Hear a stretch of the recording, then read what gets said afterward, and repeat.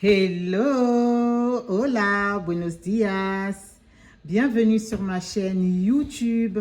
J'espère que vous allez bien les amis. Si vous n'êtes pas bien, alors vous êtes sur une très bonne chaîne dont on va parler de la santé en même temps de la vie. On fait la recette tout en parlant du harcèlement. Je vais parler de 3 principaux signes du harcèlement et jusqu'à l'étape malheureusement finale qui va être l'étape fatale. Tout en réalisant les amis la marinade de nos poissons. J'ai des poissons ici qu'on appelle tilapia que j'ai bien lavé, j'ai bien enlevé la saleté et donc je vais vous présenter les ingrédients. En même temps, nous allons parler du harcèlement parce que le harcèlement touche toute la population, toutes les catégories de personnes, riches, pauvres, dans les familles, au travail, à l'école, à la maison, entre frères et sœurs, entre les parents. Malheureusement, le harcèlement, c'est un sujet qui est très tabou en Afrique, voire dans la communauté africaine. Quand ça arrive chez les autres, on crie, on juge, on se dit que c'est les autres, ce sont des stars, ce sont des personnes qu'on regarde à la télé, c'est les enfants des autres qui meurent, les miens, ça ne va pas arriver. Alors que l'autre, c'est aussi toi. Donc, dans ta famille, avec tes enfants, c'est important de parler tout en cuisinant, pourquoi pas, du harcèlement. Pour réaliser cette marinade, j'aurai besoin du demi-citron, d'un oignon, une tomate. Je vais enlever un tout petit peu, juste un bout comme ça là, de gingembre naturel. C'est bon pour faire la marinade. J'aurai besoin du sel, évidemment. Et puis de la moutarde, une cuillerée à soupe de moutarde, ça va nettement mieux. Donc ne mettez pas beaucoup. 2 petits carrés de cubes or, évidemment, pour le sel.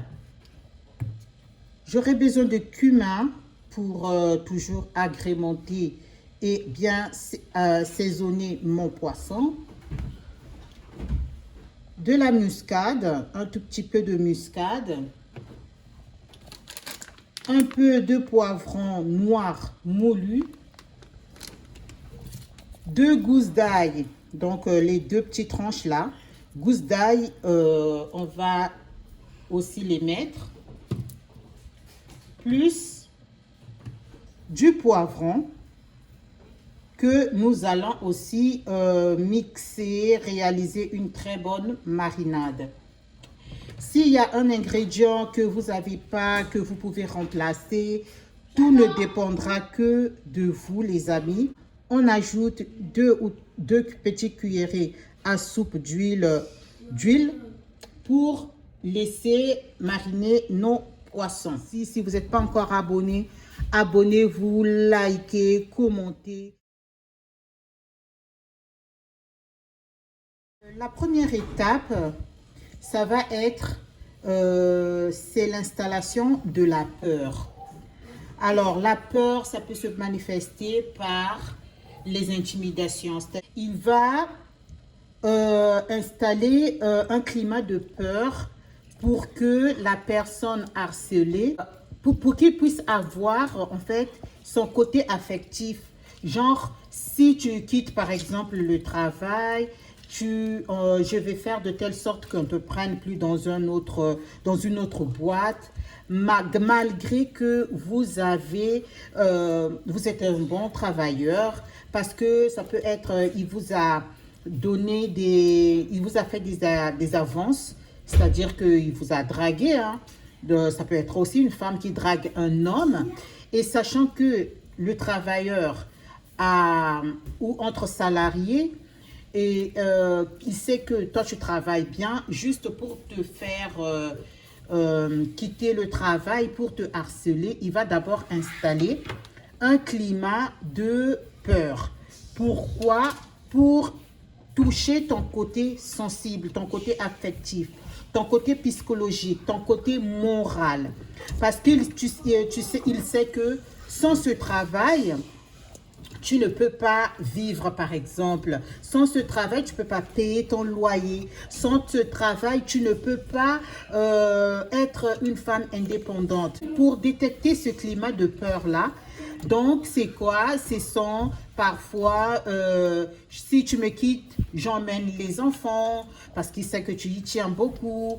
Si tu me quittes, les enfants resteront à la maison. Toi, tu partiras seul. Tu ne verras plus tes enfants durant beaucoup d'années. Si tu me quittes, j'irai dire à tout le monde que tu es une pute. Je vais mettre des vidéos, par exemple, intimes sur les réseaux sociaux.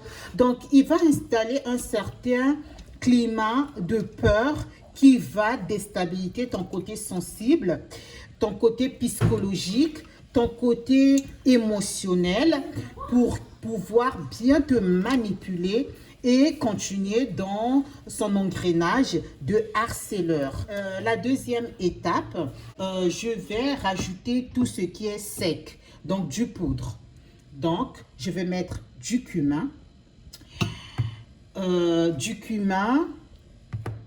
de la muscade, donc en poudre, 2 cubes or, du poivre moulu et du moutarde de Dijon, plus du sel.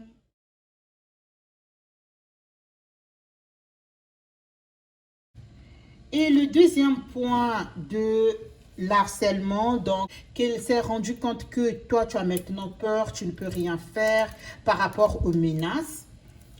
Il va maintenant passer à l'étape qu'on appelle l'étape de l'exécution. Pourquoi l'étape de l'exécution?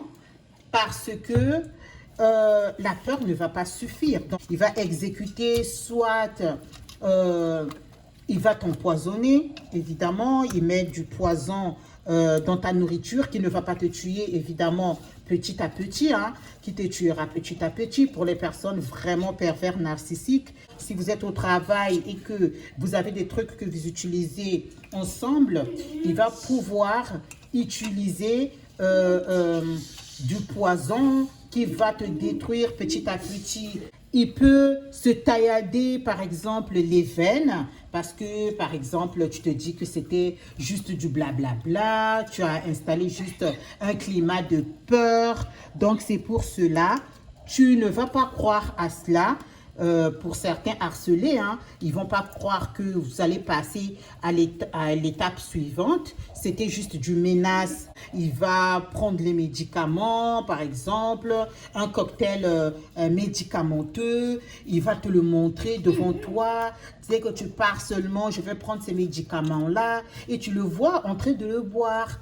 Malheureusement, ça va t'attrister parce que tu vas rester, tu vas changer d'idée. Et lui continuera malheureusement à manipuler, à passer toujours dans cette manipulation-là et d'être toujours, de prendre le devant sur toi. Et toi, sur le plan psychologique et sur le plan émotionnel, tu pourras céder à la deuxième étape parce que c'est l'étape exécutoire. Il va commencer par exemple à te filmer et pour te dire que dès que tu blagues seulement, je vais balancer tout sur Internet par exemple parce que maintenant les gens balancent tout sur Internet.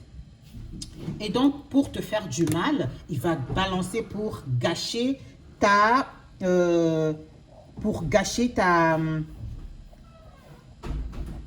réputation. Il va aller parler dans le quartier, au travail, aux collègues du travail. S'il a des messages, par exemple, une fois dans votre vie, vous étiez parti boire, c'était amical, mais lui ou elle cherchait, par exemple, à te harceler, il va pouvoir utiliser cette vidéo ou bien les messages que tu lui avais envoyés pour pouvoir prendre par exemple du thé ou du café ou sortir, hein, tout simplement. Parfois, nous, on dit, oh, elle va rien faire de toute façon, je vais me défendre. Mais vous ne connaissez pas la psychologie de la personne. Vous ne connaissez pas pourquoi la personne est en train de faire ça. C'est juste parce que c'est un harceleur. Parce que même si c'est ton frère, il peut être un harceleur. Il va te dire que, je dirais aux parents, que toi, tu sors avec des hommes, par exemple,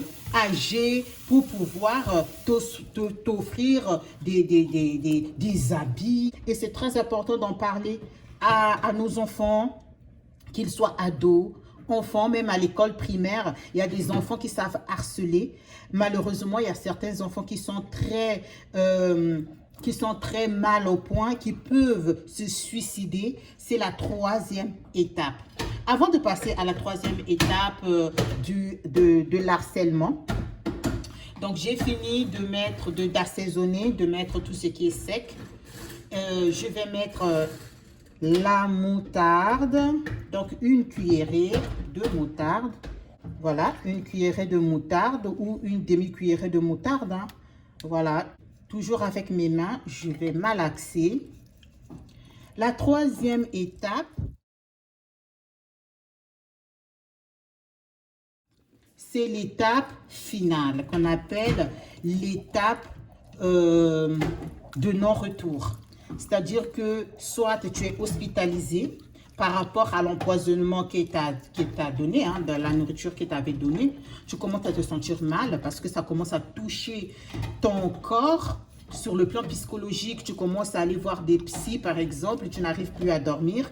Tu es obligé de prendre des médicaments parce que le monsieur, il te harcèle, parce que le monsieur est passé à l'étape supérieure et que tu as vu, donc tu as peur. Donc, et là, tu commences à boire des médicaments. Tu es dans une période dépressive, donc tu deviens dépressif, tu commences à perdre du poids parce que tu n'arrives pas à manger. Parfois aussi, il t'a coupé les vivres, donc tu n'arrives plus à t'alimenter correctement. Il te coupe toute source de revenus. Il y a certaines personnes à qui ils savent que tu comptes que sur eux. Donc, parfois, ça peut être les parents, hein, qui coupent les sources de revenus à leurs enfants. Et parce que tu n'as pas exécuté, il est passé à l'exécution et toi, tu fais, comme on dit, la tête dure. Donc, il passe à l'étape après l'étape exécutoire, il va passer à l'étape finale. Donc, la toute dernière étape où il va t'achever sans aménagement. Alors, on continue toujours pour mariner nos poissons. Là, j'ai mixé oignon, ail, poivron et puis tomates fraîches. Je les ai mixées. Donc, je vais prendre un peu de chaque. Voilà. Donc, je prends une grande cuillerée comme ça. Ça va rehausser encore le goût. Je vais malaxer. Donc, c'est soit il va carrément se suicider pour que tu restes dans ta conscience que c'est de ta faute qu'il est mort. Il va laisser évidemment des preuves, hein, qui vont t'incriminer, toi. Toi, c'est lui qui était l'harceleur, mais toi, tu seras l'harcelé et il va passer à l'acte. Soit il se suicide pour laisser une certaine culpabilité à vie dans ton cerveau, donc dans ton psychisme, soit il se suicide d'une autre manière plus cruelle, où il va prendre par exemple les enfants et ils se suicident ensemble. Il y a beaucoup de gens qui disent que mais non, mais ça n'arrive pas chez les Africains, ça c'est souvent chez les Blancs. Alors, moi, je suis d'accord que c'est très rare chez les Africains, mais rare ne signifie pas que ça n'arrive pas. Il faut toujours savoir qu'on ne connaît pas le cœur de l'homme. On ne connaît pas une personne en entier, en totalité. On ne sait pas ce que la personne pense. Même s'il y a une minorité de personnes qui passent qui passe à l'étape finale, c'est-à-dire où il va se suicider pour pouvoir te laisser dans une certaine culpabilité éternelle. Mais il y en a quand même beaucoup qui vont te laisser un goût amer de la vie, même s'il n'y a pas eu mort d'homme. Mais toi, ça va te travailler toute ta vie. Tu seras perturbé toute ta vie sur le plan psychologique, sur le plan physique, sur le plan moral, sur le plan économique, sur le plan social. Tout va être bouleversé. Tu vas te remettre en question sur beaucoup des choses, sur toute ta vie en fait. Surtout si la personne, elle était proche de toi, c'est une personne de la famille. Le côté sentiment où je n'ai pas pu l'aider, ben, va se ressentir ou bien carrément il t'a détruit. Donc je vais mettre un tout petit peu d'huile. Voilà, voilà. Faut pas attendre que cela arrive. Surtout, faut pas attendre que vous vous détruisez moralement, physiquement et psychologiquement. On peut vous dire qu'on va te jeter les sorts. Par exemple, nous en Afrique, on aime utiliser le mot sorcellerie. Je vais te jeter les sorts pour que tu puisses vite mourir, par exemple. Les choses comme ça arrive. Et toi, sur le plan psychologique, dans ta tête, tu vas te dire, dès que tu auras mal quelque part, tu ne vas plus faire confiance à l'hôpital. Tu iras directement, tu te diras directement qu'on m'a jeté un sort parce que parce que ton oncle à qui vous avez eu des problèmes, par exemple, ou ton petit frère, il avait procuré ce genre de menaces. Et comme tu es malade, tu ne vas plus partir à l'hôpital, tu te diras, c'est le sort qui est en train de faire effet. Et une fois qu'on t'a atteint dans ta tête, si tu es déjà atteint psychologiquement, moralement, ça veut dire que au fur et à mesure, tu vas perdre du poids et tu peux mourir. Tu peux mourir dans 2 mois, dans 3 mois et on dira que la personne qui t'a jeté le sort a vraiment eu raison sur toi. On ignore beaucoup des signes, mais on voit des gens qui sont en train de périr, des gens qui sont en train de mourir à petit feu. Sur ce, je vous laisse. Et bonne marinade, c'est vraiment bon pour faire du barbecue en famille. Oui, faites-vous plaisir en famille, c'est important. Et puis, muchísimas gracias. Merci beaucoup de m'avoir suivi. Hasta luego. Bisous, ciao.